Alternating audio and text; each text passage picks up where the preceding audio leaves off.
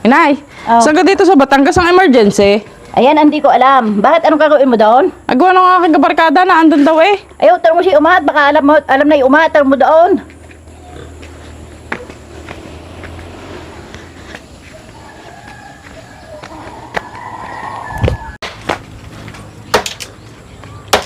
Tatay, anong galing nyo dito sa Batangas kung saan na emergency? Ala, hindi. Bakit ka?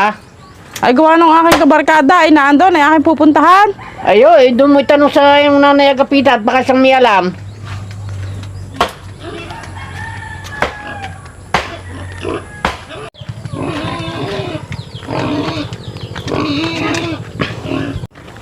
Hanagapita! Hanagapita! Ano ba kayaan? Ako'y saglit lang, hot ako may tatanong lang sa inyo. Saan ka dito sa Batangas ang emergency? Aba, ay sa tanda mo lang yan, hindi ko alam dito ang emergency. Ay hindi nga hot, nga kailangan ako buwi ng Batangas, hindi ko nakabisado ang mga sakayan dito. Ay, siya garne. Kita mo minadaan diyan, Jeep. Oh, Sumakay ka. oh, Tapos, sabihin mo sa driver, ay ibaba ka sa Walter. oh. Pagbaba mo sa Walter, mayroon doong paradaan ng mga jeep uli. Oh, isasakay na ako ng jeep. Ala, hindi pa.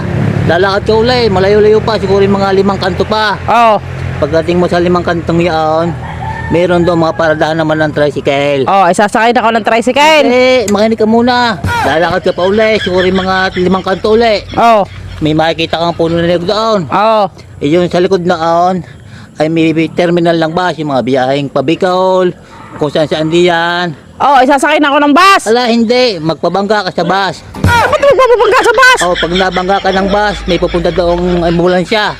Yun, dadalhin ka sa emergency.